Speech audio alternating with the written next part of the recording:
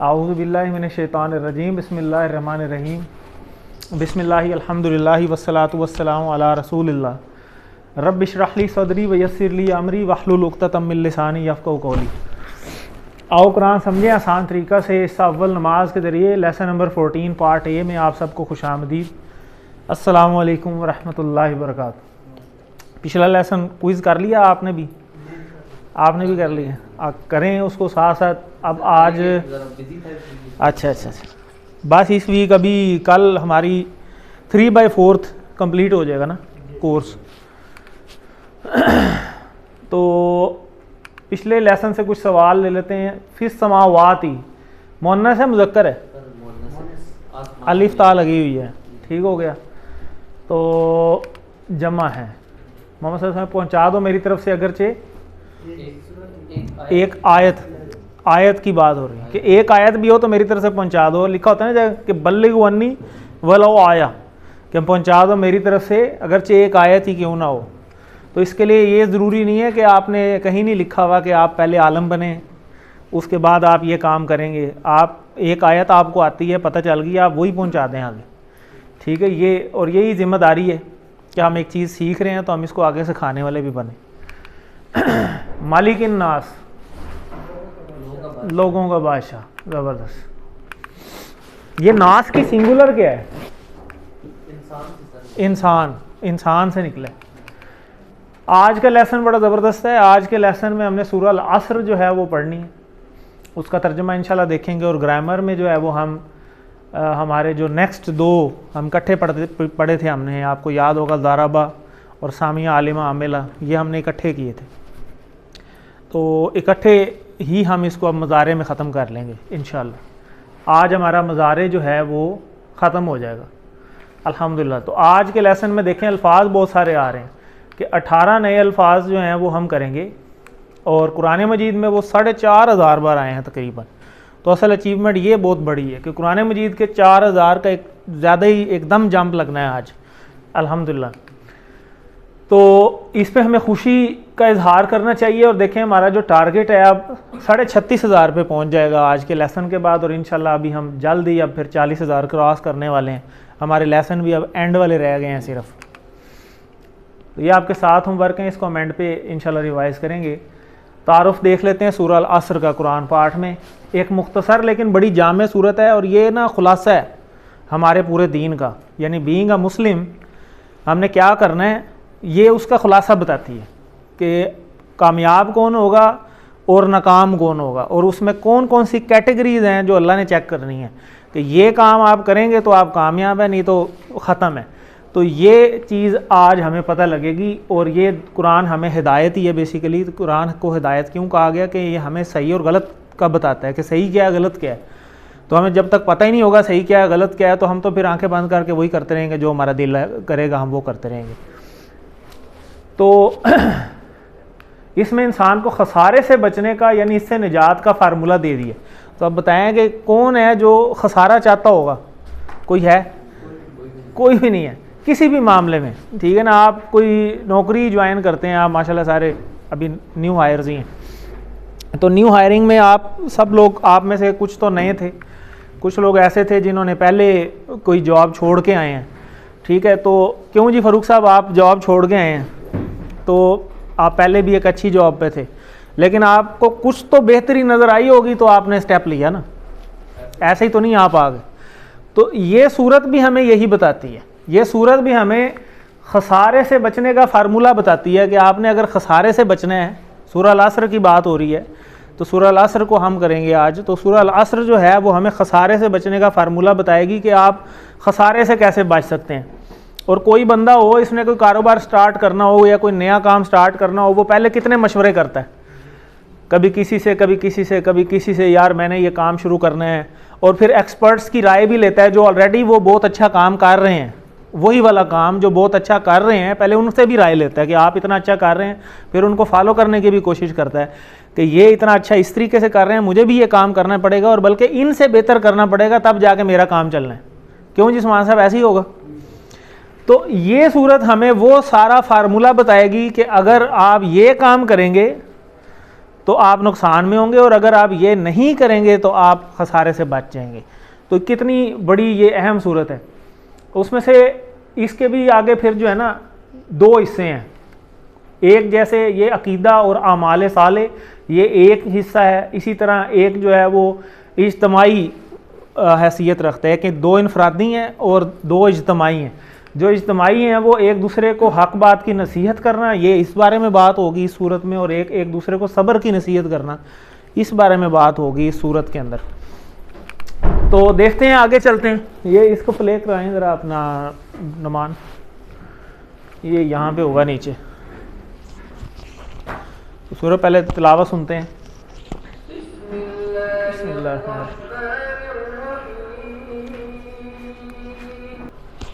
तो देखें ये ऊपर बिस्मिल्लाहिर्रहमानिर्रहीम, ये हम हर दफ़ा करते हैं। बिस्मी नाम से अल्लाह के जो शिद्दत से मेहरबान और मुसलसल रहम करने वाला है। ठीक है। वल असर, कितने टुकड़े हैं? 2। ये जो अल असर है, ये आपको क्या लग रहा है? इसमें फेल है, हर्फ है, कैसे पता चल रहा है? अलिफ लाम लगा। और वाव का क्या मतलब हो सकता है? और। तो आज हम इसका एक और मतलब भी सीखेंगे। ठीक है, कि वाव का एक और मतलब भी होता है, इन्ना, बेशक। ठीक है, इन्ना अल्लाह मास्साबिरीन, वहाँ से हमने इसको किया है। इन्नल इंसान, बेशक इंसान। ठीक है। लाफी, ला का एक मतलब हमने पढ़ा हुआ है, एक और मतलब भी हम देखेंगे कि इसका क्या मतलब होता है। और फ़ी का मतलब हमें पहले पता है, फ़ी का मतलब होता है में। खुस्र, खसारे से है, जैसे उर्दू में भी हम कहते हैं ना खसारा हो गया, घाटा हो गया। तो देखें यहाँ कितनी बड़ी बात लिखी हुई है, इन्नल इंसान, बेशक, और अल इंसान है, यानी आप मैं भी उसमें शामिल हैं, क्योंकि अल का मतलब यही होता है ना सारे। तो और फिर अल्लाह को आगे बेशक लगाने की क्या ज़रूरत है? अल्लाह खाली कह दे कि सारे इंसान खसारे में, तो वो भी 100% ठीक है बात। लेकिन इसका मतलब है अल्लाह ने आगे उसके आगे इन्ना भी लगाया कि ये यकीनी बात है, ऐसे ही है। और फिर शुरू में कसम भी खाई। तो आज हम ये भी देखेंगे कि वाव का एक मतलब कसम भी होता है। यहाँ इस वाव का मतलब कसम है, यानी अल्लाह को कसम खाने की क्या ज़रूरत है? लेकिन वो हमारे लिए अल्लाह ताला, वो जैसे कहते हैं ना कि एक PhD डॉक्टर भी हो, तो अगर वो छोटी क्लास को पढ़ा रहा है तो वो अपने से निचले लेवल पे आके पढ़ाएगा तो फिर उनको समझ आती है। ऐसे ही अगर वो एक 10वीं क्लास का बच्चा बैठा हुआ और उसको वो PhD लेवल की बातें करेगा तो उन बच्चों को तो कोई समझ नहीं आनी। ऐसे ही होता है ना, हम भी सारे माशाल्लाह आप टीचर बैठे हैं, तो टीचर जब तक बच्चे के लेवल पे आके नहीं उनको सिखा रहा होता, ऐसे नहीं समझ रहा होता कि यार इनको समझ नहीं आनी, मैं उनको वो चीज़ समझाऊँ, उस लेवल पे आके समझाऊँ कि उन्हें नहीं आता, फिर जाके उन्हें होगा। तो अल्लाह ताला भी हमें हमारे लेवल पे, क्योंकि हमें कसमें खाने की आदत है ना, तो अल्लाह ताला कसम खा के यहाँ पे ये बात कर रहे हैं कि यकीनन कसम भी खाई। और फिर इसको अभी हम डिटेल में आगे देखेंगे। और फिर ये बात भी की कि बेशक इंसान जो है वो खसारे में है। और इस्लाम का भी यहाँ पे एक बड़ी अहमियत है कि ये भी बड़ी इंपॉर्टेंट है, उसको भी हम देखते हैं। तो इल्ला, सिवाय, अब आगे ये भी बता दिया, पहले परेशान किया अल्लाह ने उसमें सारों को कि सारे ही खसारे में हमारे समेत, लेकिन आगे अल्लाह ने फिर फिल्टर बता दिया कि ये जो इल्ला है इसका मतलब है ये लोग खसारे में नहीं है, इनके अलावा सारे खसारे में। अब वो कौन है? इल्लल्लाज़ीना, सिवाय उन लोगों के। अल्लाज़ीना, सिरात अल्लाज़ीना में आप पढ़ चुके हैं। ठीक है, अल्लाज़ीना वो लोग। आमनू, इसकी वैसे क्या हो सकता है? फ़अला, फ़अलू, तो आमनू भी देखें मिलता जुलता है ना, ईमान लाए। ठीक है, सिवाय उन लोगों के जो ईमान ले आए। अब खाली ईमान लाना काफ़ी नहीं है, क्यों?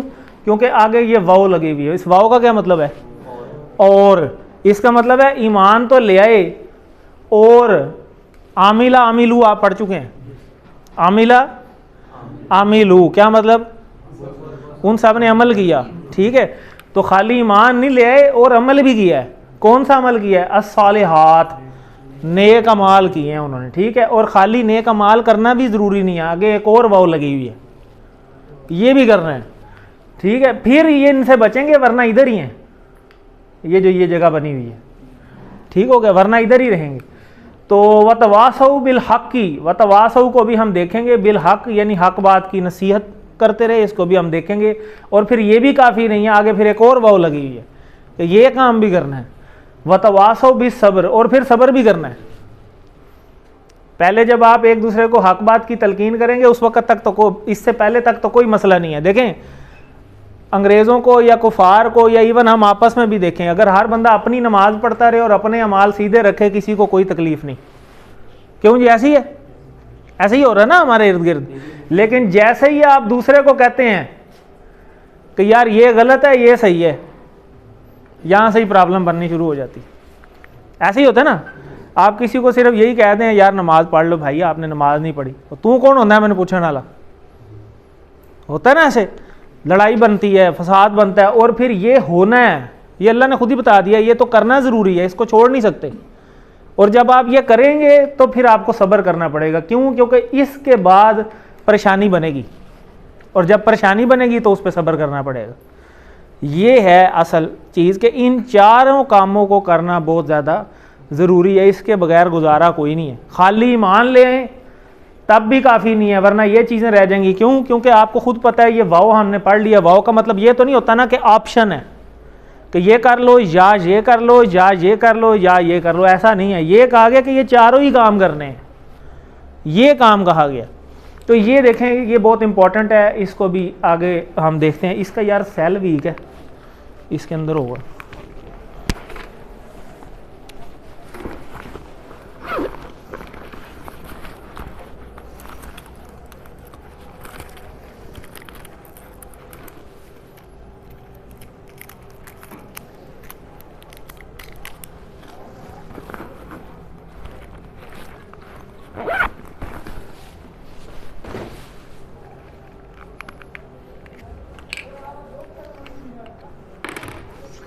ये वो डब्बे में से नहीं निकाली, ये तो है ही ख़राब। वो उसके अंदर डब्बा पड़ा है, उसमें नहीं पड़ी है, वो निकालो।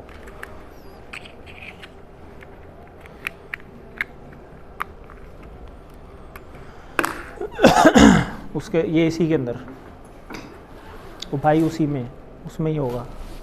उसमें देखो ज़रा, इसमें नहीं है, इसमें रखा तो था ना, इसमें देखा, ये पड़ा मैंने देखा तो कर दो फिर। सारा फरोल देता है, किधर जा रहा है?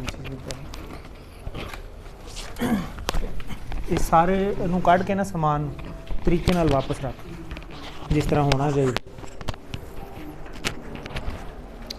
दिखाओ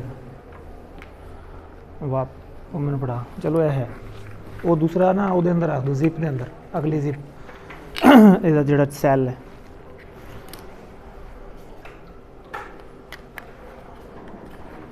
और वो ये निकालो ना, वो इसके अंदर लगाओ, उन छाड़ दे, वो दी पिन ਇਹਦੇ अंदर लगाओ, ए लगा जाए।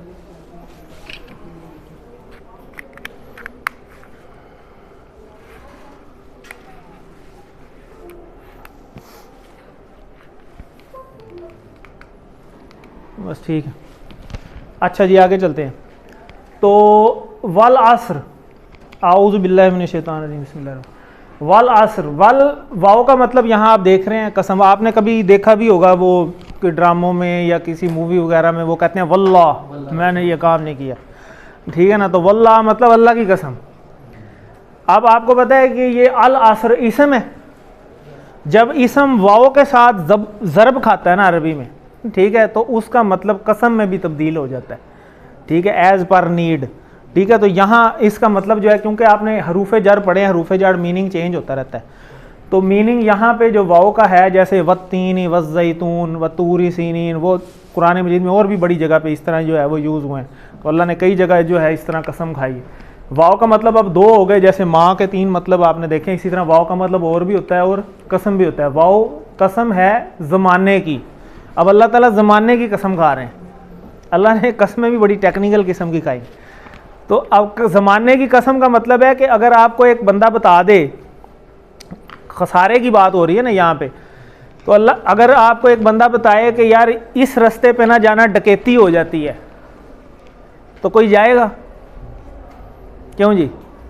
अक्लमंद तो नहीं जाएगा, ठीक है ना। तो ये वो कसम है कि बताया जा रहा है कि ज़माने की कसम है। ज़माना मतलब कि पिछले टाइम में भी ऐसे हो चुका है, जिन्होंने ये काम नहीं किए वो खसारे में ही गए हैं, और आगे वालों के लिए भी यही है।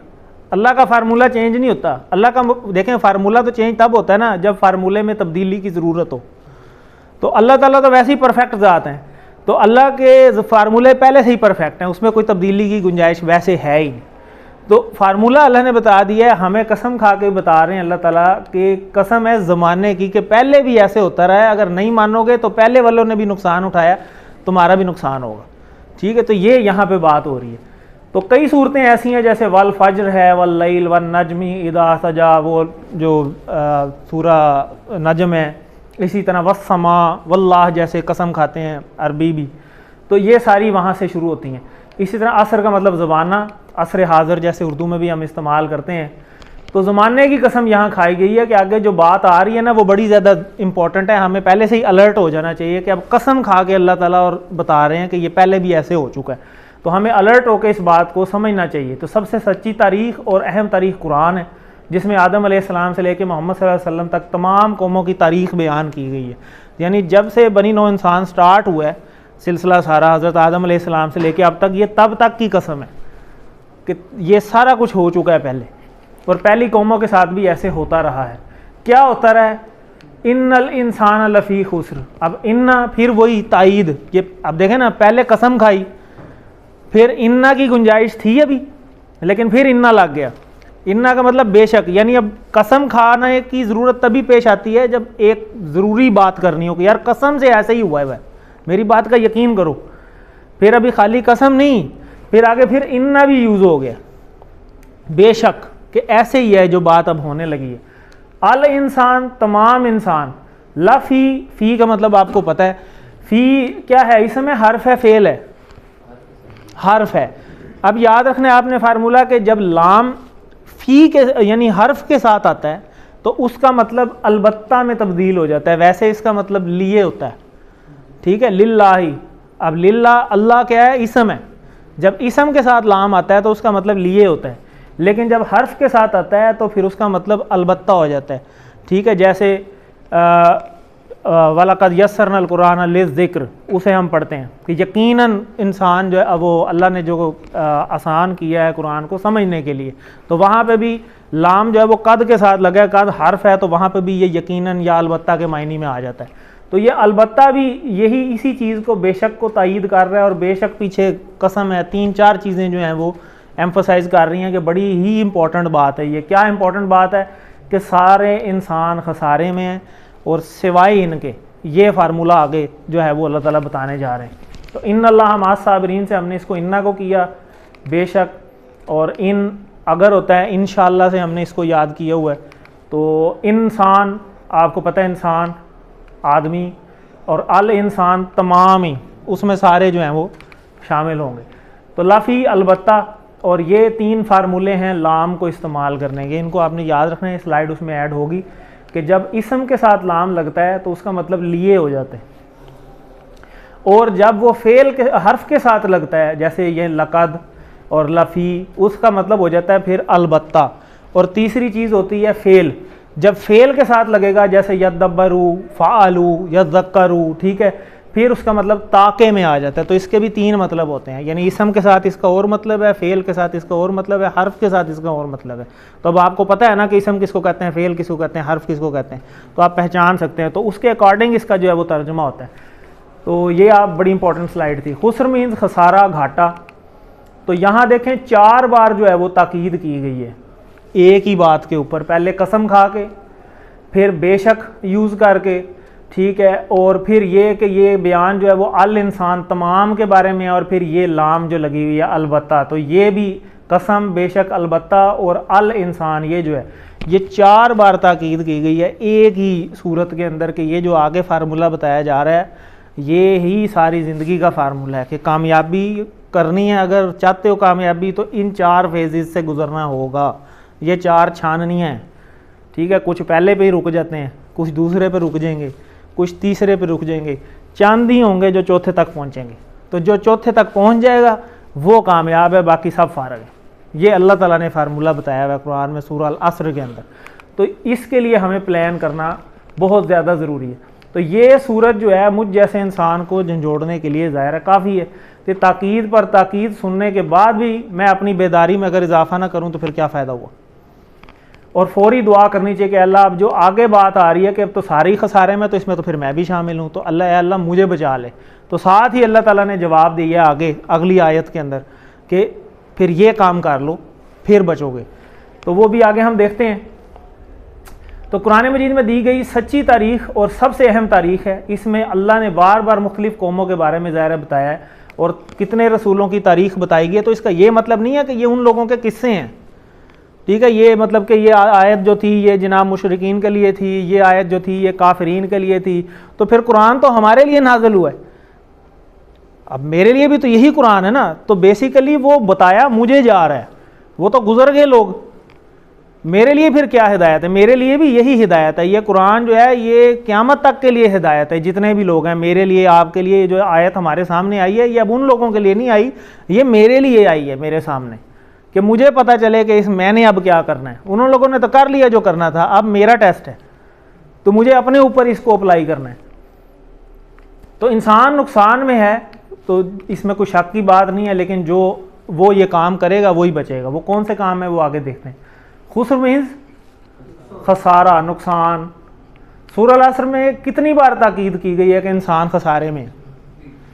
4 बार, ठीक है, 4 बार। देखें 4 हैं ये, वाओ, इन्ना और ला, और ये अलिफ लाम इंसान का, के सारे ही हैं उसमें शामिल, ठीक है। एक ये वाओ कसम वाला, एक इन्ना बेशक वाला, एक लाम अलबत्ता वाला, और ये बयान के अक्सरियत के सारे में वो हमें यहाँ से पता चलता है अल इंसान। तो ये 4 हैं। तो आगे चलते हैं जी। तो यहाँ पे हमें कुरान ज़िंदगी में लाने के लिए हज़रत उकाशा रज़ी अल्लाह अन्हु वाली मिसाल अपने ज़हन में लानी चाहिए। वो क्या थी? एक पीछे हमने हदीस पढ़ी थी हज़रत उकाशा रज़ी अल्लाह अन्हु वाली, क्या किया था उन्होंने? किसी को याद है? जी, थोड़ा ज़ोर डालें पता चल जाएगा, कोई इतना दूर नहीं है, करीब ही है, पिछले 3-4 लेसन दूर है। जी, कोई बताएगा? आपको याद है? बता दें। उन्होंने सल्लम ने कुछ जीत दी थी, तो उन्होंने आगे से कहा था हमें ये दुआ करें, तो आगे से बाकी किस किस को याद आ गई? जन्नत के हाँ, हाँ। 70,000 लोगों में से एक नेगली दुआ करें, तुम उनमें से शामिल हो। तो दुआ के उन्होंने असल में बेसिकली दुआ वाली नहीं, यहाँ जो हमारे लिए हिदायत है वो ये है कि उन्होंने पहल की थी नेक काम करने में, ठीक है। तो उस पहल का उन्हें फ़ायदा हुआ कि नबी पाक सल्लल्लाहु अलैहि वसल्लम ने उसी वक्त ही बिशारत दे दी कि 70,000 लोग जो बगैर हिसाब किताब के बख्शे जाने ना, तुम उनमें शामिल हो। तो ये उनको फ़ायदा हुआ पहल करने का। तो यहाँ हमें मिसाल ये बार बार आगे भी याद कराई जाएगी, इसलिए कि अब हमें खसारे से बचने के लिए पहल करनी है, सोचते नहीं रहना, क्योंकि ज़िंदगी का कोई पता नहीं है। तो इन चारों के ऊपर हमारा जो है वो टेस्ट है कि मुसलसल दुआ कीजिए कि अल्लाह चारों काम करने की तौफीक अता फरमाए जो आगे आ रहे हैं। तो एहतसाब होकर गुज़रे ज़माने का जो पहले हो गया हमारा, फिर आगे उसका बेहतर का प्लान हम बनाएं। क्या है जी? इल्लल्लज़ीना आमनू व अमिलुस्सालिहात, कि सिवाय उन लोगों के ला इलाहा इल्लल्लाह में हमने ये इल्ला पढ़ा हुआ है, उस इल्ला का मतलब है सिवाय, तो नहीं है कोई मबूद सिवाय अल्लाह के, उसमें भी हमने इसको पढ़ा है। इल्ला सिवाय अल्लाज़ीना, वो लोग जो आमनू ईमान लाए, वाह और, अब देखें ये पहला काम है कि सिवाय उन लोगों के आमनू, पहला काम ये है। अब कोई बंदा बाकी 3 काम कर ले, ईमान ना हो जाएगा पास? अब बताएं, अब ये कितनी चीज़ों का जवाब है जो हमारे आजकल माशरे में भी चल रही हैं कि जो दिल करे करो, खैर है, नेक काम तो कर ही रहे हैं ना। नमाज ना पढ़ी तो क्या हो गया? तो नमाज ना पढ़ी तो वो तो कुफर हो गया, ठीक है। नमाज, शिरक और कुफर, शिरक और ईमान के दरमियान जो मेन चीज़ है वो है ही नमाज है, वो तो कुफर हो गया। तो जिसने अल्लाह को मानने से इनकार कर दिया तो वो तो दूसरी तरफ चला गया, वो तो कुफर में चला गया। तो फिर फ़ायदा, फिर जो मान ही नहीं रहे अल्लाह को। और कई तो ऐसे मुसलमान भी हैं जो हमारे खसूसी, अब पाकिस्तान में भी आप देखते हैं, मीडिया के ज़रिए देखते हैं कि जो बिल गेट्स बड़ा अच्छा बंदा है जी, बड़ा वो चैरिटी बड़ी करता है, ज़बरदस्त है, ये तो हमारे मुसलमानों से भी अच्छे हैं, हमारे मुसलमानों से तो वो अच्छे हैं। वो ठीक है अगर हमारे करतूत बुरे हैं, लेकिन इसका ये मतलब तो नहीं है कि अब वो मुसलमानों से भी अच्छे हो गए हैं। क्या वो इस शर्त को पूरा कर रहा है? नहीं कर रहा, ठीक है। इस तरह तो वो आप देखें कि वो जो एंजेलिना जूली है, वो यूएन की रिप्रेजेंटेटिव है, ठीक है, तो वो भी बड़े अच्छे काम कर रही है। लेकिन जो मेन शर्त है, आप देखते हैं हम तो सारे टीचर हैं, आपने देखा होगा पिछली जब मैट्रिक से पहले ना एक कंपलसरी सब्जेक्ट होता था इस्लामियात। अगर आप सारे सब्जेक्टों में पहली पोजीशन ले लें लेकिन आप कंपलसरी सब्जेक्ट में फेल हैं तो आपका रिजल्ट फेल लिखा आएगा या फर्स्ट पोजीशन लिखी आएगी? फेल लिखा आएगा। तो पहली शर्त तो ला इलाहा इल्लल्लाह है, बाकी कहानी बाद की है। हाँ, फिर ये भी, अब वो तो अल्लाह ने क्लियर कर दिया ना। वो दूसरी तरफ जो हम मुसलमान जो हैं वो गलत फहमी का शिकार हैं कि सिर्फ ईमान ले आए बस ठीक है हुण तो बख्शी जाना है, ये भी गलत है। ये कहीं नहीं लिखा हुआ, वो ये लिखा हुआ है कि मुसलमान होना होगा। फिर तो मुसलमान कौन है? जो अमल करेगा, ठीक है, जो सारा कुछ करेगा। भी उस ऐसे बंदे को तो आप मुसलमान कह सकते हैं जो नमाज ही ना पढ़ता हो या वो अमल ही दीन पे ना करे, बस सिर्फ वो एक कागज़ों में मुसलमान है। हाँ, आईडी कार्ड की हद तक तो शायद मुसलमान होगा, लेकिन अल्लाह के खाते में कोई नहीं, अल्लाह को कोई फ़र्क नहीं पड़ता। ये ज़हन में रख लें। ये सिर्फ बताने के लिए काफ़ी है कि ठीक है हमने कलमा पढ़ा हुआ है, सारा कुछ किया हुआ है, ठीक है। ऐसे नहीं होना। क्यों? क्योंकि ये अभी आज आपको समझ आ जाएगी, बल्कि आ जानी चाहिए। आमनु ईमान लाए, और ये वाव लगी हुई है, ये कंपलसरी क्वेश्चन है। होता है ना एक पेपर के अंदर ये सवाल भी करना है, वो अभी आपने रिसेंटली मिड के पेपर बनाए हैं, ये भी करना है और ये भी करना है, तब वो होगा। ये नहीं कहीं लिखा होता कि ये कर लें या ये कर लें, फिर तो समझ आती है कि ये कर लिया या वो कर लिया। ऐसा नहीं है, ये करना ज़रूरी है। अब खाली ईमान काफ़ी नहीं है, वा आमिलू, और अमल भी करना है, सिवाय उनके जो लोग ईमान लाए और अमल किए। कौन से? नेक, ठीक है, तभी सालिहात में शामिल होंगे ना। वो जो जिनके ऊपर इनाम हुआ है अल्लाह का, वो कौन कौन थे? अंबिया, शुहदा, सिद्दीकीन, सालेहीन। तो ये वो सालेहीन है, तभी शामिल होंगे ना, कि अमल करेंगे तो शामिल होंगे, बैठे बैठे तो शामिल नहीं हो जाएंगे। तो इल्ला सिवाय कि इल्ला की मिसाल ला इलाहा इल्लल्लाह में हम ये ऑलरेडी पढ़ चुके हैं। अल्लाह दीना वो लोग जो ईमान लाए, आमनु ईमान लाए, ईमान मोमिन या उर्दू में भी इस्तेमाल करते हैं, कोई इतना मुश्किल नहीं।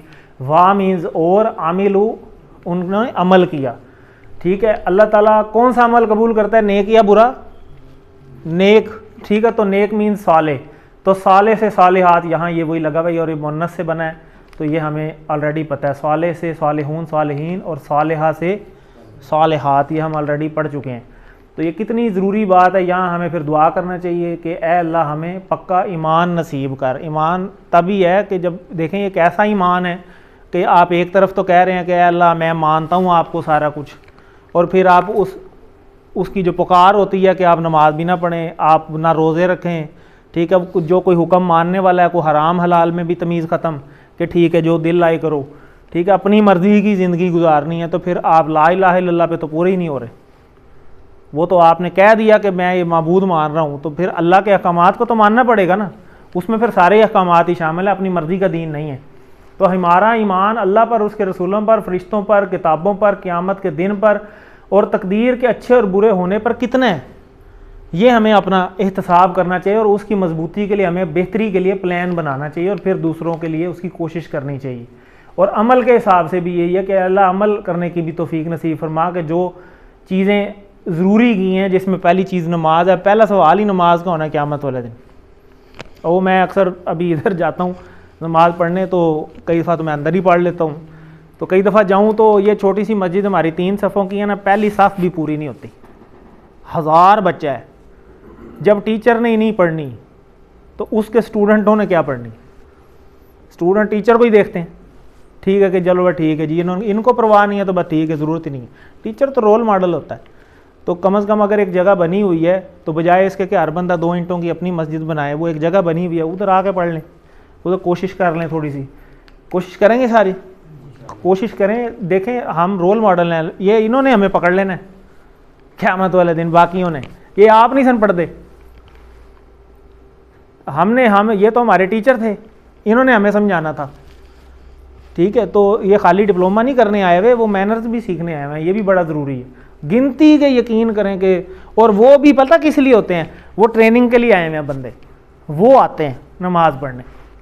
हमारे कॉलेज के शाज़ो नाज़र गिनती के 4-5 बंदे हैं बस, उनके अलावा कोई बंदा नहीं होता, और वो भी मर्ज़ी से आते हैं, कोई पहले आ गया, कोई 2 घंटे बाद आ रहा है, कोई 3 बजे जा रहा है, जब जिसका दिल किया। तो अपनी मर्ज़ी का दीन हर बंदे ने बनाया हुआ है। तो वह आमिल सालिहात, और अमल किए नेक। तो आगे चलते हैं जी, ये हमने कर लिया है। निजात के लिए ये करना ज़रूरी है। क्या करना ज़रूरी है? एक से ज़्यादा जवाब हो सकते हैं, सारे ही हैं। तो हक को बेहतर पहुंचाने के लिए क्या करें?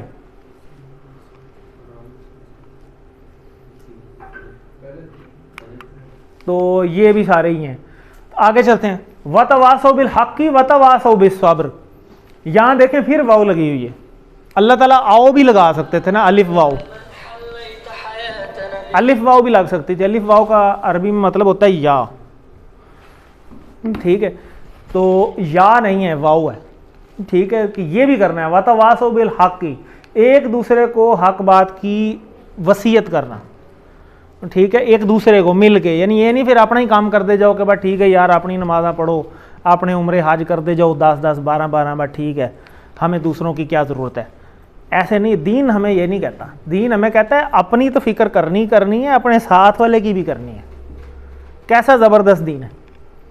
तो ये ज़रूरी है कि अपने साथ वालों की भी फ़िक्र करना, उनको भी हक बात बताना। हक क्या है? सच, कि भाई ये आप गलत कर रहे हैं, उन्हें बताएं तो सही। देखें ना, वैसे तो हमने ठेका लिया होता है, सड़क के ऊपर एक स्टैंड ही नीचे हुआ हो ना, तो चाहे बेशक उसकी फैमिली पीछे बैठी हो, हम दूर करीब जाके भाईजान स्टैंड ऊपर कर लें। ये भी हमने ठेका लिए हुए, तो वहाँ तो हमें बड़ा फ़ायदा नज़र आ रहा होता है, ठीक है ना। ए बाजी का दुपट्टा फास जाना पीछे, ज़रा उत्ते कर लो, ठीक है। तो ये तो हमने बड़ा ठेका लिया हुआ है। तो किसी, लेकिन हमें ये परवाह नहीं है कि साथ वाला नमाज नहीं पढ़ता, मेरे जो साथ बैठता है, मेरे जो साथ वाला है ये शराब पीता है, सिगरेटें पीता है, या कोर को पुट्ठा काम करता है, हमें बाकी सारी रिपोर्ट होती है एक दूसरे की। तो क्या हमने उसे नसीहत नहीं करनी? अब हॉस्टल में जो लोग रहते हैं, आप रहते हैं, आपको एक दूसरे का सारा कुछ पता चल नहीं गया? पता चल गया होगा, ठीक है। तो क्या जो बात गलत कर रहा है या गलत करता है उसे समझाया नहीं जा सकता? समझाना चाहिए, नहीं समझाना चाहिए। पूछा जाएगा कि ये जो मेरे साथ होता था, ये 5 नमाजें पढ़ता था, लेकिन इसने मुझे आज तक नहीं कहा कि तू भी पढ़ ले। इस चीज़ का भी सवाल होना है। तो आगे जी वतवासो, ये देखें, ये वतवासो और ये भी वतवासो, ये दोनों सेम ही है, ठीक है। एक दूसरे को वसीयत करना, किस चीज़ की? हक की। दारसा होता है पढ़ाना, और दर्रसा होता है पढ़ाया, और तदारसा होता है एक दूसरे को पढ़ाया। तो वहीं से ये जो है वो वर्ड्स निकले हुए। तदारसा से तदारसू, वैसे तो ये QC3 में आएगा, अभी आप इतना ही याद रखें। तो तवासो, एक दूसरे को वसीयत करना, किस चीज़ की? बिल हक। बी का मतलब आपको पता है, से इसका मतलब होता है हक की, या का या की भी इसका मतलब होता है। तो हक और सच की, और ये फिर वही वर्ड है। और आगे बिस सब्र, और सब्र की, कि जब आपने ये बात करनी है ना, तो साथ ही उसने चिढ़ जाना है। तो तू कौन होना है भाई मैनू कहने वाला या दसन वाला, ठीक है। तो यहाँ ही तो प्रॉब्लम आती है। तो इस पे आपने सब्र करना है और उसकी बेहतरी के लिए कोशिश करते रहना है, पोलाइट अंदाज में, ठीक है। जैसे हम कोर्स शुरू करते हैं तो शुरू में ही आता है ना, रब्बि इश्रह ली सदरी। तो ये अल्लाह के नबी मूसा अलैहिस्सलाम ने पढ़ी थी ये दुआ। क्यों पढ़ी थी? क्योंकि उन्हें ये हक बात की नसीहत वसीहत करने का हुक्म हुआ था कि जाके फ़िरौन को समझा के आओ। समझा के भी किसको आना है? फ़िरौन को। आम बंदा नहीं था वो, अपने वक़्त का किंग था और बहुत ही जालिम था। उनको करनी थी जाके वसीयत। अल्लाह के नबी को कैसा हुक्म हुआ है? नबियों को काम भी नबियों वाले मिले हैं और उन्होंने नभाए भी उसी तरीके से। तो वो दुआ उन्होंने की, और फिर अल्लाह ने साथ हुक्म भी दिया कि जाना और बात ज़रा तरीके से प्यार से करना, क्योंकि जो नरमी से की हुई बात होती है वो दिल पे असर करती है। ये अल्लाह ने हुक्म दिया मूसा अलैहिस्सलाम को। तो हमने इसी तरह नरमी वाले अंदाज में एक दूसरे की भी फ़िक्र करनी है। एक दूसरे को उसके हाल पे नहीं छोड़ देना, भाई ठीक है यार, तो बंदा ही है जाए, छाड़ दो, ऐसे नहीं। तो इस तरह तो फिर अल्लाह हमें भी छोड़ दे, तो अल्लाह नहीं हमें माफ़ कर देता। तो वो इस तरह हमने एक दूसरे की फ़िक्र करनी है। तो सब्र की बात है यहाँ पे। सब्र किन चीज़ों पे? नेकी पे सब्र करना है, गुनाहों से बचने पर सब्र करना है, मुश्किलात का सामना करने पर सब्र करना है। नेकी पर सब्र करना है, ये क्या चीज़ है? कोई समझ आती किसी को? ये क्या होगा नेकी पर सब्र?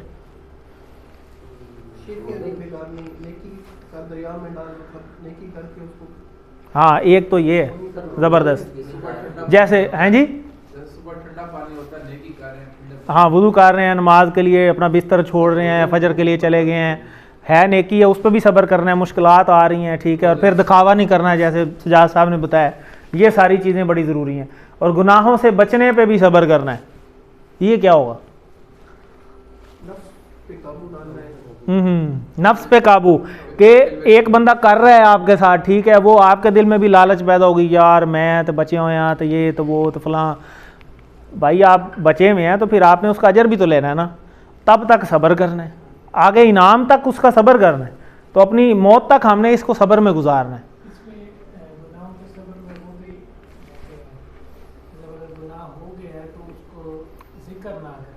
हाँ फिर उस पर सब्र करें और तौबा की तरफ आएँ। ये नहीं कि खामोशी से लगे रहें, वो तो गलत बात है ना, वो तो है ही गलत है। तो उस पर फिर ये कि आगे अल्लाह से तौबा तायब हों, और तौबा का मतलब होता है कि फिर दोबारा ना करें, दोबारा ना करने का आज़म करें। और मुश्किलात का सामना करने पर सब्र, ये तो सबको समझ आई गई। तो इसमें बहुत सारी चीज़ें हैं कि अल्लाह मुझे हक़ को पहचानने की तौफीक दे, आमीन। तो हमें हक़ पता होता है, हमें नफ्स पता होता है कि अंदर से कि यार ये ठीक है और ये गलत है, लेकिन जान के बस हम अनजान बने होते हैं कि नहीं यार बात ठीक है, चलन दो, NG सारे कर रहे हैं, मैं भी कर लेता हूँ। तो यही तो असल उसका जाल है शैतान का। तो कुरान और हदीस और सीरत का मुसलसल इल्म हासिल करता रहूँगा, ठीक है, इल्म हासिल करता रहूँगा तो अपने आप को अपडेट रखूँगा, वरना नहीं। इल्म हासिल करने का प्लान, दावत, ट्रेनिंग, किस माहौल में रहना है, कैसे करना है, मुझे इन टच रहना चाहिए अपने दीन से, और ऐसी महफिल से जिसमें मैं अपडेट होता रहूँ और मुझे मोटिवेशन मिलती रहे अपने दीन की तरफ। ये बहुत ज़रूरी है। दो ही रास्ते हैं, यकीन करें, या आप दाएं जाएंगे या आप बाएं जाएंगे, तीसरा रास्ता कोई नहीं है। अगर आप अपने दीन की तरफ जाने की कोशिश नहीं करेंगे तो शैतान तो पूरी कोशिश कर रहा है, वो नहीं रुकता। हम रेस्ट कर लेते हैं, वो नहीं करता, वो आपको दूसरी तरफ फिर ले जाएगा। अब ये आपके ऊपर है कि आप उससे ज़्यादा कोशिश करके राइट साइड पे रहते हैं, या फिर नहीं तो फिर आप दूसरे तरफ चले जाएंगे। दरमियान वाला तीसरा रास्ता कोई नहीं है, या जन्नत है या जहन्नम है, दरमियान में कुछ नहीं है। तो नुकसान से बचाने वाली चीज़ों में जो है ना, वो हमें इसमें सारों पे अमल करना चाहिए। ये सारी बात हो चुकी है, तो ये हमने बात कर। अब देखें, ये होती है वाओ का मतलब, और आओ होता है या, तो यहाँ आओ नहीं इस्तेमाल हुआ, वाओ इस्तेमाल हुआ, मीन्स इट इज़ कंपल्सरी, ठीक है। और ये वाओ 3 जगह इस्तेमाल हुआ है, जैसे ये 4 हमारी उंगलियां हैं ना, और दरमियान में ये 3 गैप हैं, ये देखें ज़रा अपनी अपनी। तो ये अगर साथ जुड़े ना हो ना, तो ये 4 उंगलियां अलग-अलग हो जाएं।